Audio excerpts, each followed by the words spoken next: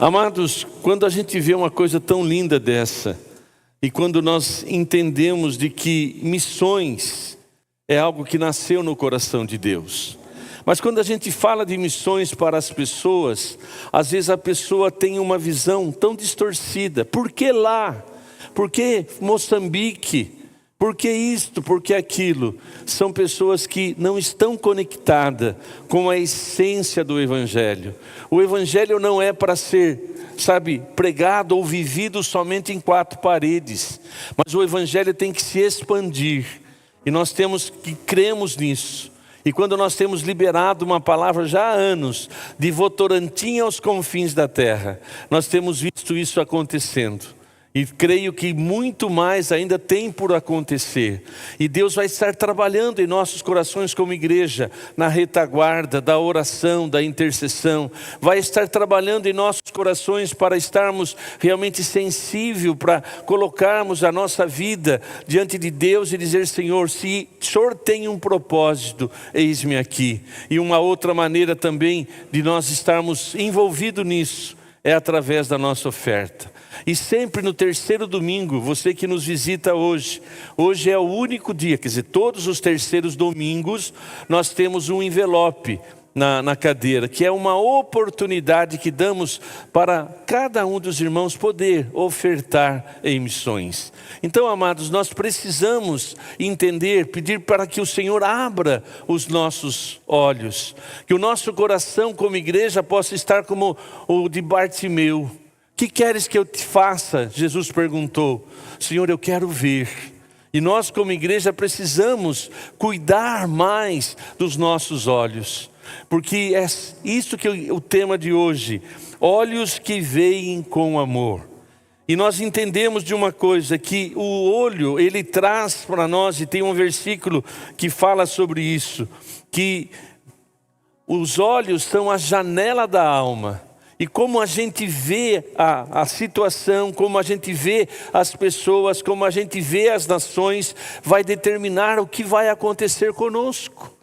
Então Deus está nos chamando nesta noite para ter um olhar baseado no amor. E este amor que está plantado em nossos corações, nós temos que entender de que há realmente algo novo para nós nesta noite.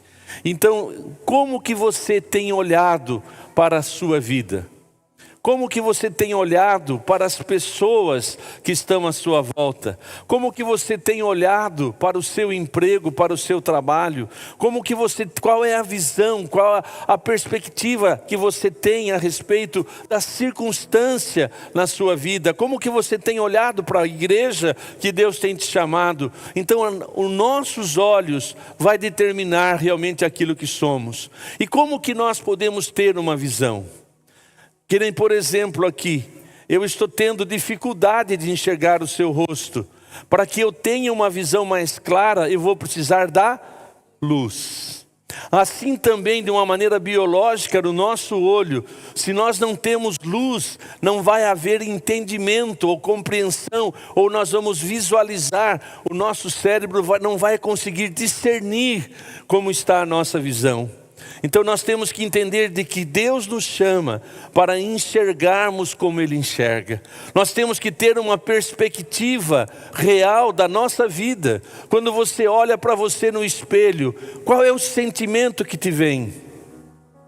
Qual é o pensamento que vem naquela hora que você está olhando para você? Nós precisamos olhar para nós na perspectiva de Deus.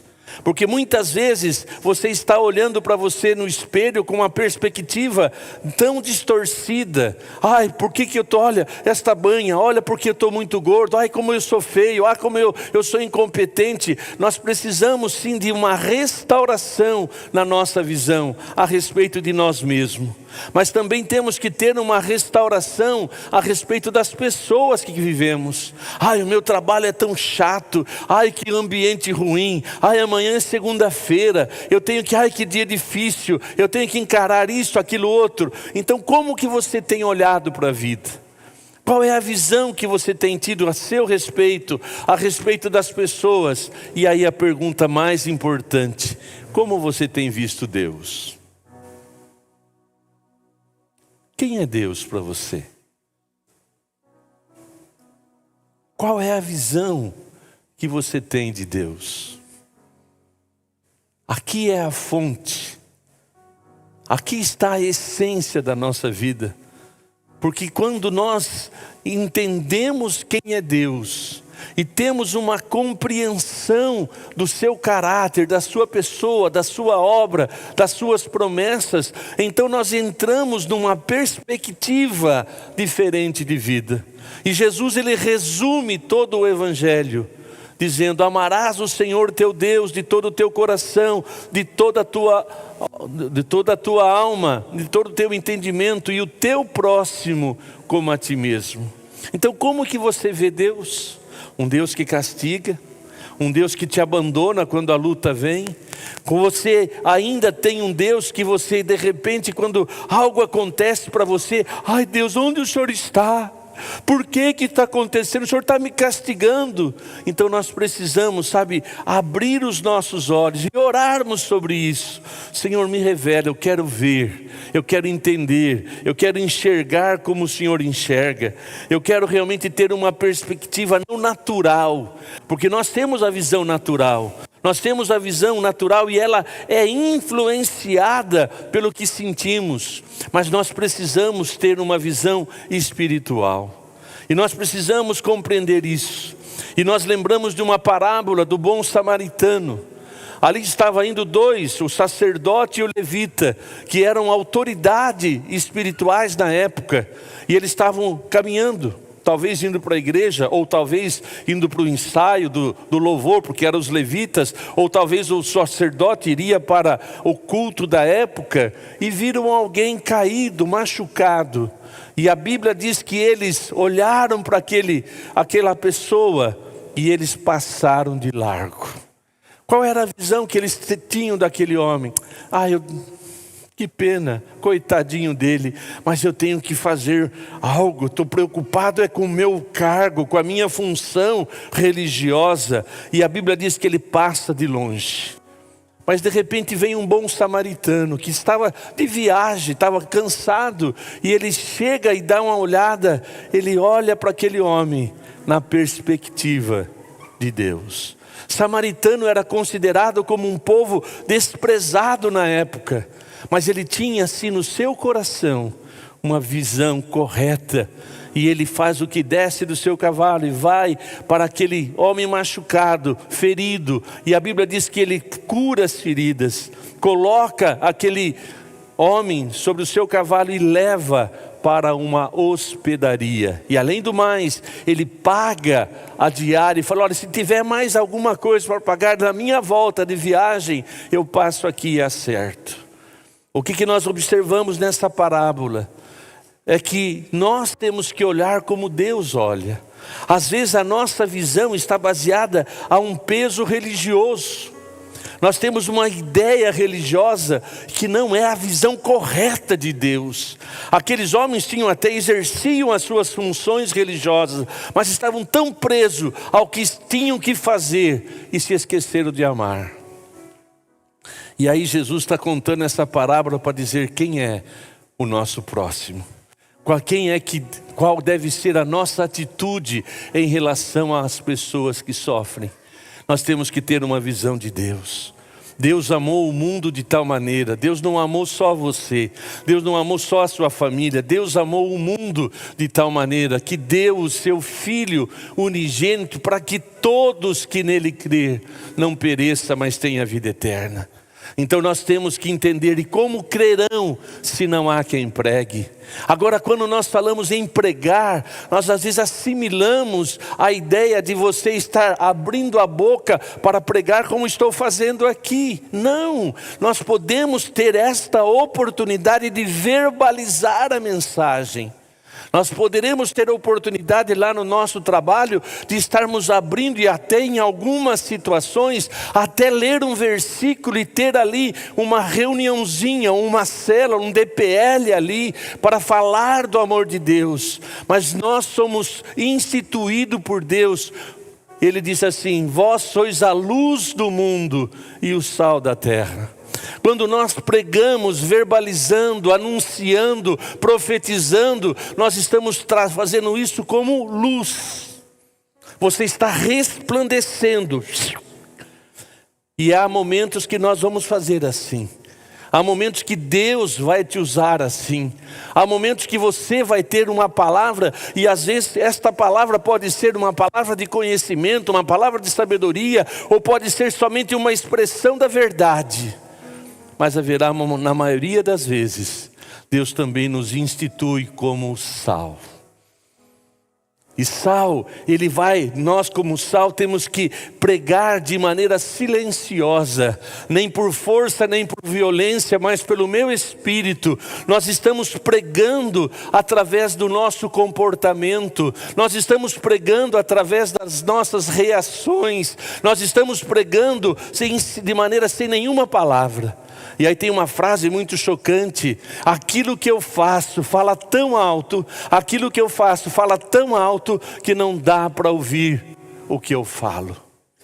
Então isto é importante, é esta visão que você tem que ter do Evangelho. E a responsabilidade que temos é de estarmos anunciando. Você e eu somos testemunhas do Evangelho. Recebereis poder ao vir sobre vós e ser-me-eis testemunhas. A responsabilidade minha e sua é viver o Evangelho. Demonstrar o Evangelho como sal no silêncio, no sorriso, no olhar. Sabe, sem palavras. É você o estender das mãos. É você descer da sua posição religiosa e estar disposto a se aproximar daquele que sofre. Então, amados, nós temos que mudar a nossa visão. Eu sou crente. É bom lembrar que a Bíblia diz que crente até o diabo é. E ele, quando ouve ou falar de Deus, ele estremece. Então Deus está chamando eu e você para termos uma visão correta do amor de Deus. Nós temos que entender isso, que o bom samaritano estava ali abandonado e assim, aquele que estava machucado. O bom samaritano é o exemplo para nós de alguém que está olhando para a necessidade. E nós temos que olhar a necessidade começando por Jerusalém, que é a nossa casa. Muitas vezes nós entregamos os nossos filhos para uma tela. Muitas vezes entregamos nossos filhos para um presente bonito. Mas os nossos filhos estão olhando e precisando do nosso abraço, do nosso aconchego, do nosso sorriso, da nossa preocupação, do nosso cuidado. Então nós temos que começar por Jerusalém, que é a nossa casa. Aí sim, no nosso trabalho, e vamos avançando, por onde quer que venhamos passar, temos que demonstrar o Jesus que nós cremos. Nós estamos vivendo em uma carência muito grande da nossa sociedade de caráter. Nós estamos precisando sim de haver um avivamento nessa sociedade, porque primeiro as pessoas não sabem quem são. A identidade, há um ataque do diabo direto, tentando destruir a nossa identidade. E o Satanás fez isso com Jesus. Se tu és o Filho de Deus, lá na tentação do deserto, ele estava e também isso acontece conosco.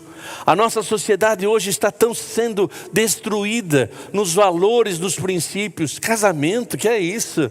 Para quê? Você nem precisa casar. Nós somos modernos. Você mora lá, eu moro cá, e de repente a gente se encontra. Meu amado, Deus institui princípios e valores, e nós precisamos ter realmente compreensão de que a responsabilidade nossa é de trazer a verdade através da nossa atitude. Nós somos responsáveis em estar levando o Evangelho. Nós temos que entender de que quando eu e você entendemos o nosso chamado, que somos testemunhas, sendo luz e sendo sal, nós vamos influenciar as pessoas que estão ao nosso lado. E lembre-se, quem gosta de uma picanha, quando você come uma picanha, aquele sal se bate para tirar o sal, mas o sal já penetrou nela. E quando ela está bem salgada, dá sede. E nós temos que ter esta perspectiva do Evangelho. Meu amado, nós precisamos de uma restauração na nossa sociedade. Mas quem vai ser o canal para isso?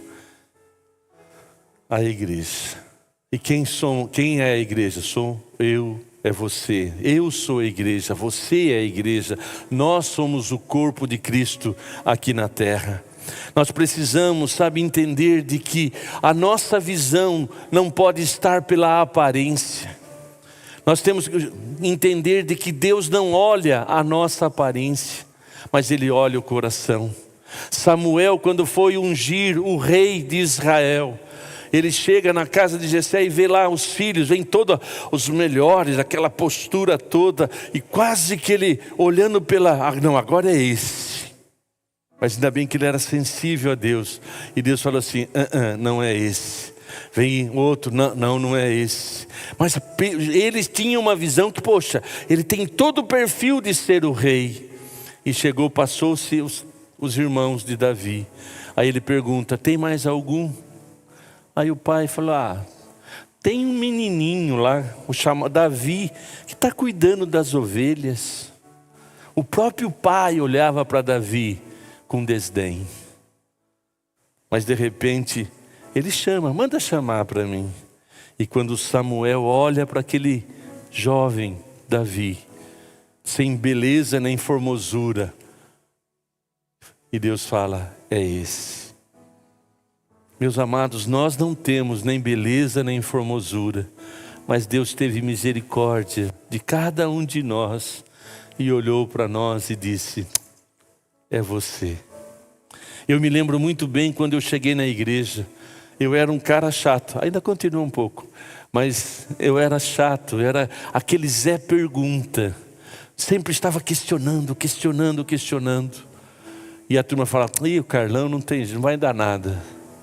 Esse aí, meu irmão era mais pacato, mas nós dois que estávamos começando a ir na igreja, vínhamos de toda a tradição, das mais que você possa imaginar. Mas eu era chato, mas eu queria saber. E meu irmão ficou por um tempo, depois começou a namorar e casou e foi embora. E ficou lá o Carlão, o turrão, o chato. Mas Deus olhou para mim e disse, você é o meu escolhido. E Deus olha para você, querido. Ele olha para você, não está olhando para a sua história, não está olhando pelas suas fraquezas, não está olhando para o seu passado, mas Ele está olhando com perspectiva de futuro.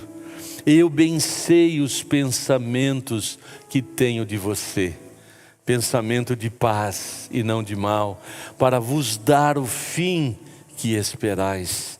Põe lá para mim, Jeremias 29:11 na NVI.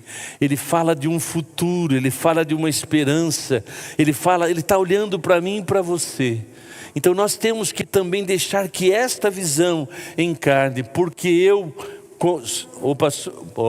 porque sou eu que conheço os planos que tenho para vocês, diz o Senhor, plano de fazê-los prosperar e não lhe causar dano, planos de dar a vocês esperança em um futuro. A outra eu citei na versão, mas fica essa mesmo. A outra versão eu bem sei os pensamentos, é o mesmo versículo.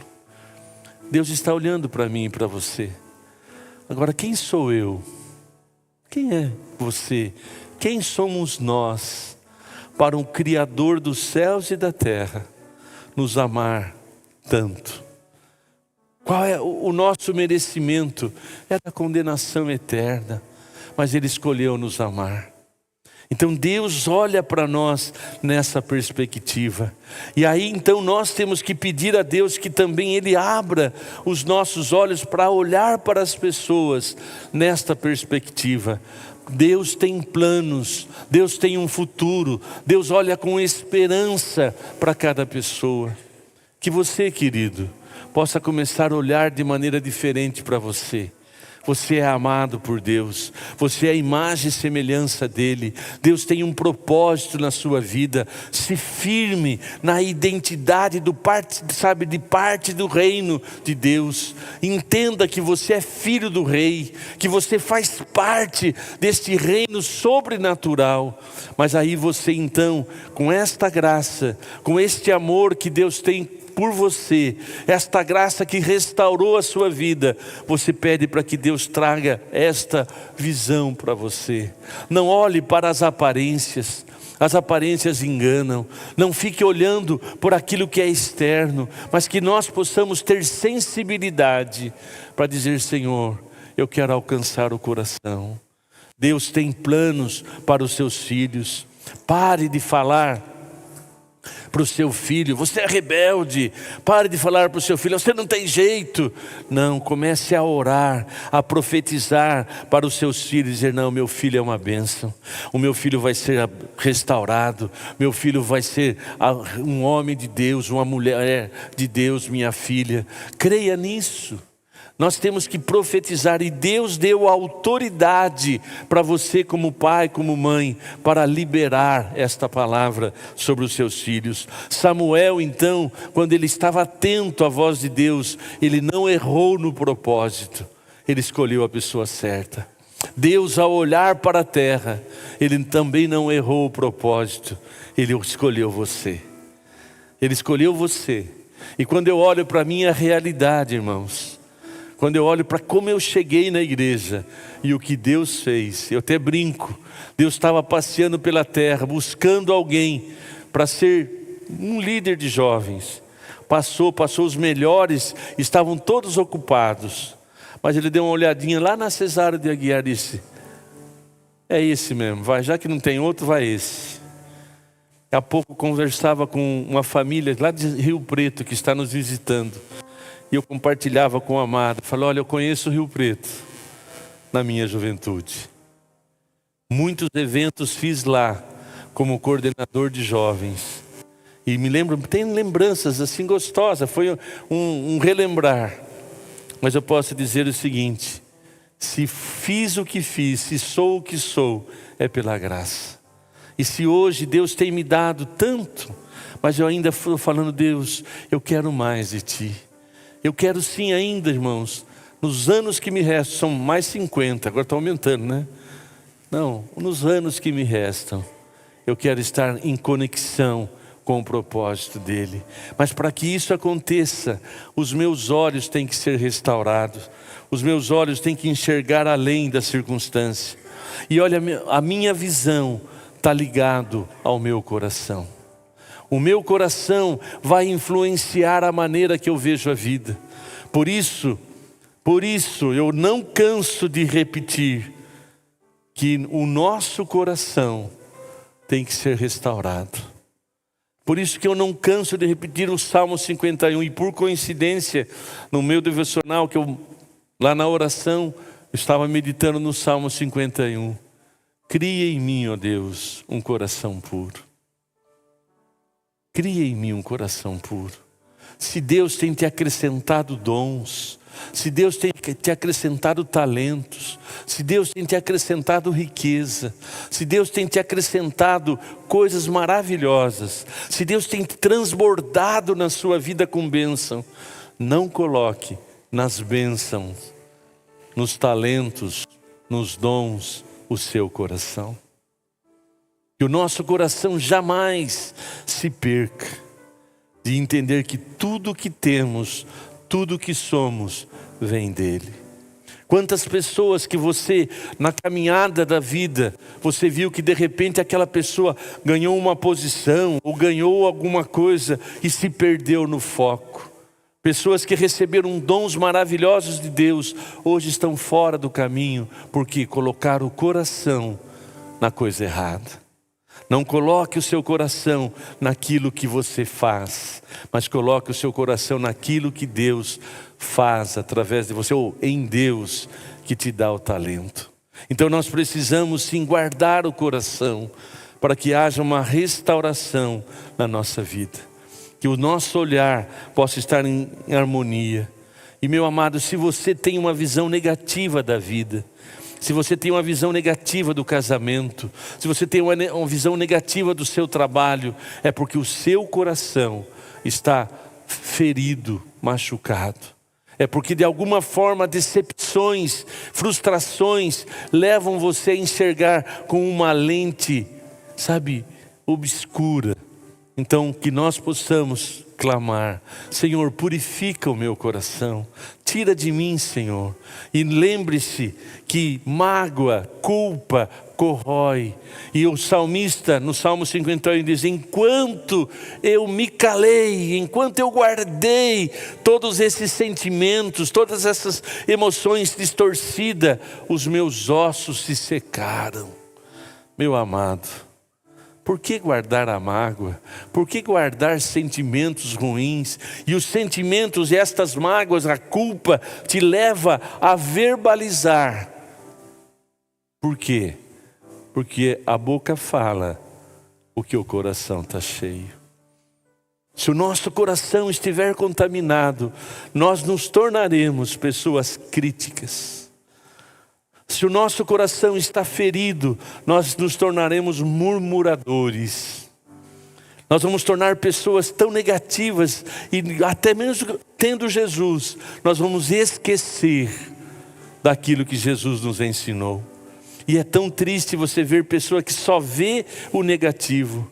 É tão triste de você ver pessoa que só reclama, pessoa que só está apontando o dedo. Na verdade ela não está bem consigo mesmo. A pessoa crítica, que só vive criticando este, aquele outro, só sabe colocando o terceiro no lugar, é porque o seu coração está contaminado. Porque aquele que está com o coração limpo, há um coração que está Jesus, ele abre a boca para abençoar.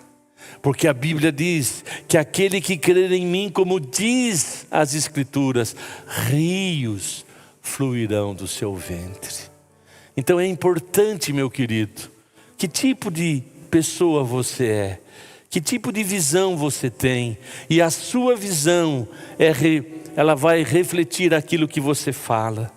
Se você vive reclamando do seu salário, se você vive reclamando da sua casa, você vive reclamando do carro que você tem, respira fundo. Respira fundo e fala: Senhor, cria em mim um coração puro. E não afaste de mim o teu Espírito Santo. Torna-me dar a alegria da salvação. Queridos, nós somos a igreja de Jesus aqui na terra. Nós somos parte desta igreja lá da China, que funciona no subsolo. E com dor nós sentimos tristeza desses 30 que foram presos. Tem países que estão sendo assassinados por causa do amor a Jesus. Nós somos parte de tudo isso, e que os nossos olhos possam se abrir para valorizarmos o que temos. Nós temos o privilégio de estarmos numa nação que temos liberdade de culto. Lógico, tem as lutas, mas nós vamos permanecer e nós vamos enviar pessoas. Então o nosso coração tem que ser restaurado. Nós lembramos também de José.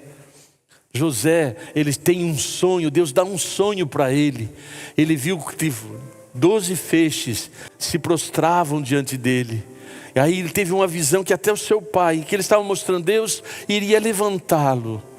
O sonho de José, ele foi colocado num poço pelos irmãos. Ele foi vendido como escravo. Ele foi, injustiçado por uma mulher que estava afim dele. Mas ele, quando tem a oportunidade de rever os seus irmãos, ele não reclamou, ele chorou, mas falou: olha, vocês tentaram contra mim, mas Deus estava comigo. Lá em Gênesis 50, 20. Vós intentaste o mal contra mim, porém Deus o tornou em bem. Meu amado, se você está sendo injustiçado, se você está sendo perseguido, se firma. Quem eu sou? Onde está a minha fé? E lembre-se disso, que aquele que se levanta contra você vai tornar-se em nada. Tem esta promessa, depois você lê lá, Isaías 41:10, diz: não temas porque eu sou contigo, não te espante porque eu sou teu Deus, eu te ajudo, eu te sustento com a minha destra fiel. O 11 é chocante. Todos que se levantarem contra você, todos que, põe lá o 41, isso lá, todos os que odeiam certamente serão humilhados e constrangidos, e aqueles que se opõem a você serão como nada e perecerão. Mas para que esta promessa se torne realidade na minha e na sua vida, o meu coração tem que estar limpo. O meu coração tem que estar em sintonia. Deus está dizendo para você, querido, se firma. Você é filho, você é filha de Deus. Ele está com você. E se está tendo luta, dificuldade, pega este versículo e fala: Senhor, eu te agradeço, porque o Senhor está comigo. E o verso 9, no comecinho diz: eu te escolhi e não te rejeitei. Esses 3 versículos, irmão, eu gosto deles. Isaías 41, 9, 10 e 11. Ele diz lá no final do 9, eu te escolhi, não te rejeitei, não temas. E ele diz agora o 11. Então olha, por que você vai ter uma visão errada da vida? Por que você vai murmurar, reclamar, viver frustrado? Não, está na hora de você dizer: Senhor, eu te agradeço, porque sou teu filho, sou participante do teu reino, eu sou testemunha do teu evangelho, estou revestido da tua graça e do teu poder, então eu vou cumprir o meu propósito. O propósito de Jesus está em Mateus 28, ide e fazei discípulos de todas as nações, batizando em nome do Pai, do Filho e do Espírito Santo, e ensinando a guardar todas as coisas que vos tenho dito. Marcos 16, ide e pregai o evangelho a toda criatura. Amados, nós temos que viver este evangelho, mas nós temos que abrir os nossos olhos para que tenhamos uma vida correta. Nós temos que pedir realmente o colírio do Espírito que nos restaura. E lá em Apocalipse 3 fala, 3:18 se não me engano, sobre nós termos o colírio. Compra de mim o colírio para os seus olhos. Nós queremos nesta noite dizer para você: Deus está chamando eu e você para termos uma visão correta dele, de nós mesmos e do próximo.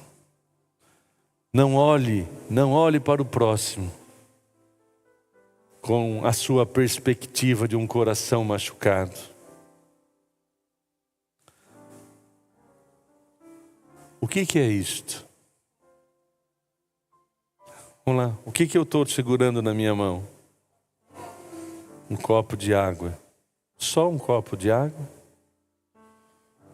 Depende do momento. Ele pode ser muitas outras coisas. No dia 2 de novembro, um copo de água se tornará uma abordagem, uma oportunidade de falarmos de Jesus. Carlos, eu não estou entendendo. Porque no dia 2 de novembro, vamos distribuir. No ano passado, distribuímos 7.000 copos. E dizendo para as pessoas: Jesus é a água da vida. Carlos, mas que desperdício. Não, é uma semente. E nós estamos dizendo e testemunhando para Votorantim. É um trabalho missionário. Nós estamos indo lá e falando: olha, Jesus te ama. Com uma camiseta, posso orar por você, abraço é de graça. Estamos lá no movimento de evangelização. E você faz parte. Se você puder estar conosco, será realmente uma maravilha. Mas se você não puder estar, você pode ser alguém que vai enviar um copo d'água, ou quanto você puder. Então, amada, a nossa visão tem que estar olhando na perspectiva daquilo que Deus está fazendo no momento. Eu estou dizendo que esse copo, não este específico, mas um copo de água no dia 2, se tornará uma abordagem do Evangelho. Se você olhar para a sua luta, para a sua dificuldade, e ter a referência de Romanos 8:28, você vai dar graças a Deus por esta luta. Há pouco conversava com Dalmo, espero que eu não troquei o nome, está lá. Há poucos dias teve um outro infarto. E ele estava dando graças a Deus, porque Deus esteve com ele. E ele comentava comigo, naquela hora, só me resta dizer: a minha vida está em tuas mãos. Então, quando você tem a perspectiva, a visão correta, até mesmo a luta, até mesmo o luto, até mesmo a dificuldade, mesmo o vale da sombra da morte, você não vai temer mal algum, porque a minha vara, o meu cajado, diz o Senhor, te consola. Amados, nós temos a essência de uma vida sobrenatural. Nós temos a presença do Criador dos céus e da terra. Mas Jesus não nos iludiu. Ele disse em João 16, no final: tenho dito isto, para que vocês tenham paz. Mas no mundo passareis por aflições. Então, aflições, lutas, não é abandono de Deus na sua vida. Mas Deus está trabalhando e forjando em nós um caráter. É na hora da prova que revelamos quem nós somos. É na hora da luta, às vezes da perseguição, da situação que foge do controle. Mas eu quero dizer para você, com convicção no meu espírito, que lá na China tem uma igreja próspera, mesmo às escondidas. Porque o Evangelho é que traz a prosperidade. O missionário que está num lugar de fome e tristeza, Deus continua sendo Deus e suprindo as necessidades. E o coração daquele homem, daquela mulher, daqueles jovens que estão em missões, eles têm um Deus que é maior do que aquele sofrimento. Estevão, quando ele estava sendo apedrejado porque pregou o Evangelho, porque Deus estava usando ele com poderes sobrenaturais, sinais e maravilhas, aquilo gerou uma ira no povo e apedrejaram. Mas na hora, ele estava dizendo assim: eu vejo o Senhor assentado no trono.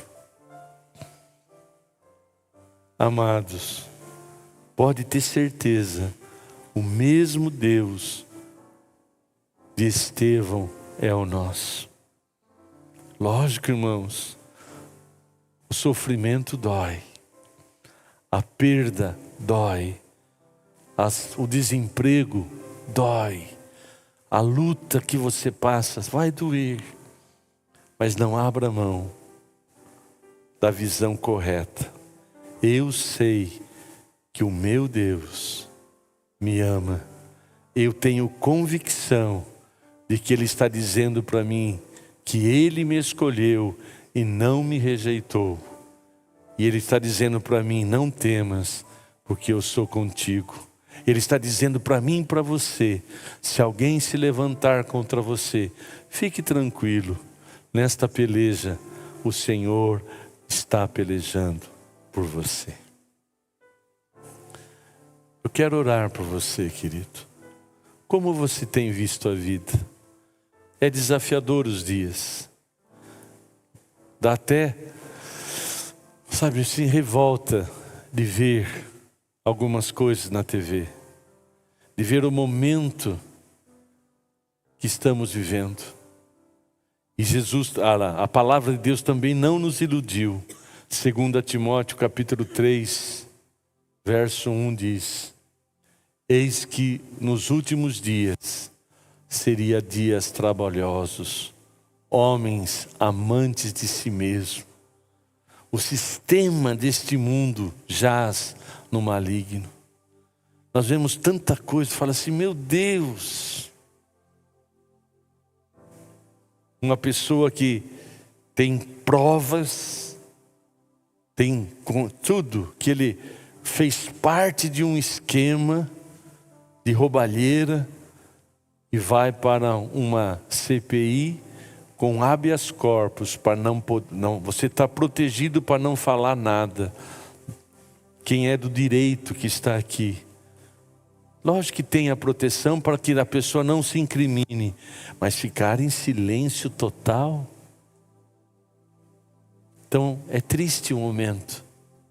E nós temos que, como a nossa querida orou pelo nosso país, mas fecho. Paulo dizendo para Timóteo: cuida de ti mesmo e da doutrina. Cuida de você. Vamos cuidar do nosso coração, orar, pedir misericórdia por tudo que estamos vendo. Homens que têm posição religiosa envergonhando o Evangelho. Imoralidade. Novamente, a palavra para mim e para você é: ficamos tristes, mas vamos orar.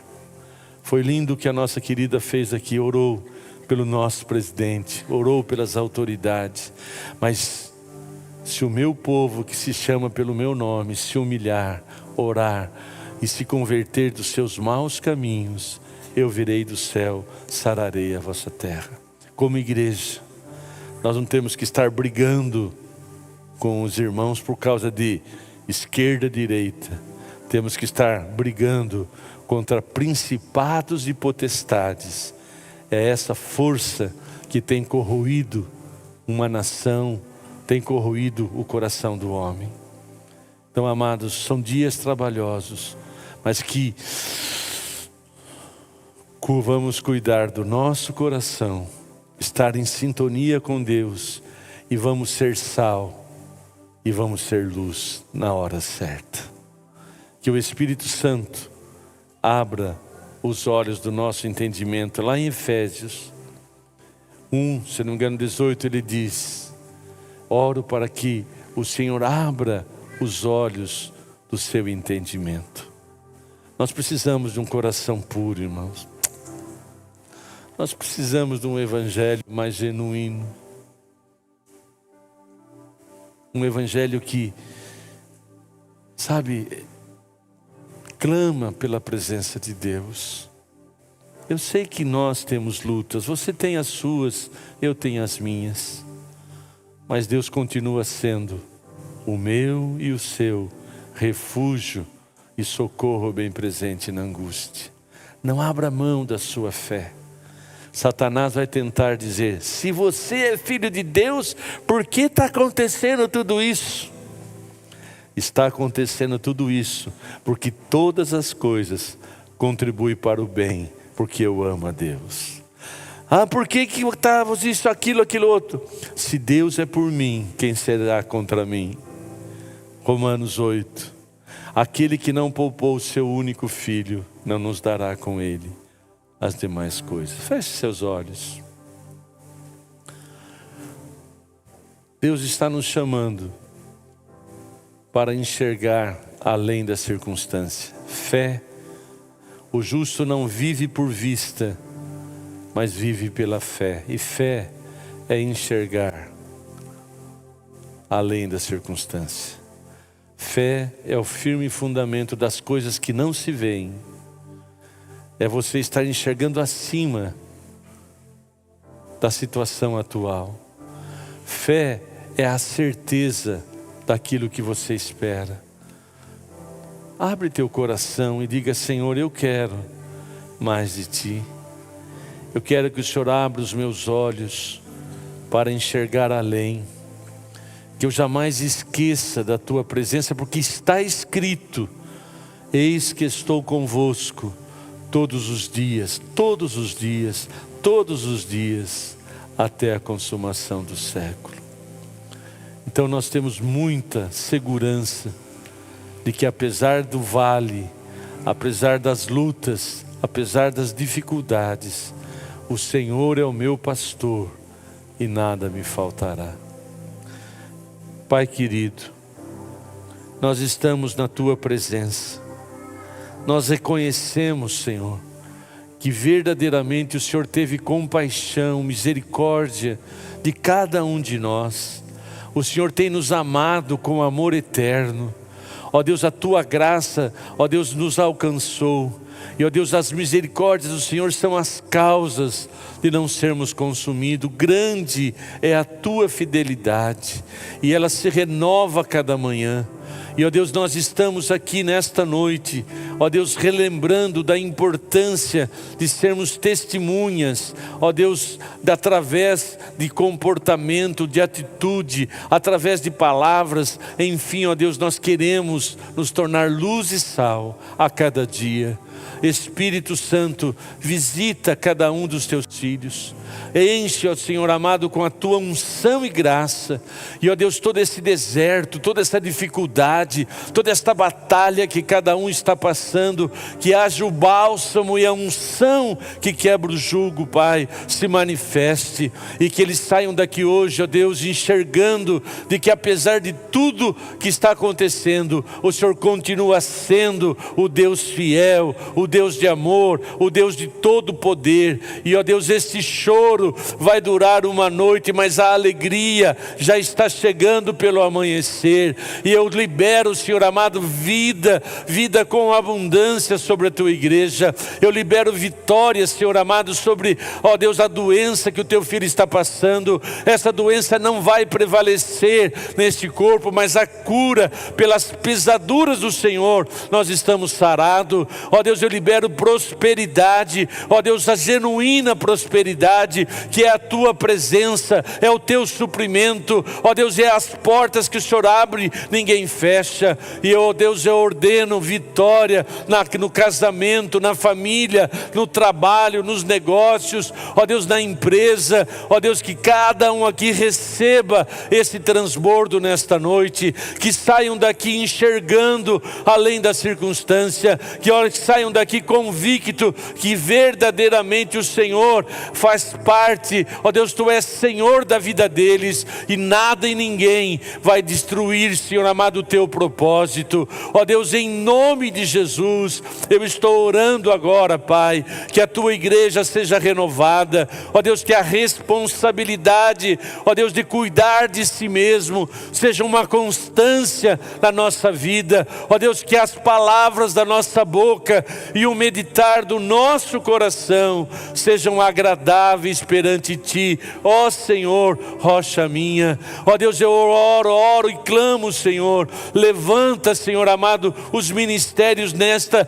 dependência, levanta, Senhor amado, os Teus filhos nesta unção, ó Deus, e em nome de Jesus, nós vamos expandir o Teu reino, ó Deus, de Votorantim aos confins da terra. Te damos graças, Senhor amado, porque grandes coisas o Senhor tem feito por nós. Te damos graça, ó Deus, porque o Senhor está nos despertando a não olharmos para a aparência, mas a olharmos para o coração. Ó Deus, em nome de Jesus, usa-nos, ó Deus, nesse tempo, nesta geração, que a Tua igreja seja resplandecente como farol, ó Pai. Em nome de Jesus, oramos e liberamos e cremos nas bênçãos do Senhor nesta noite. Amém. Ore assim comigo, por favor. Senhor Jesus, eis-me aqui.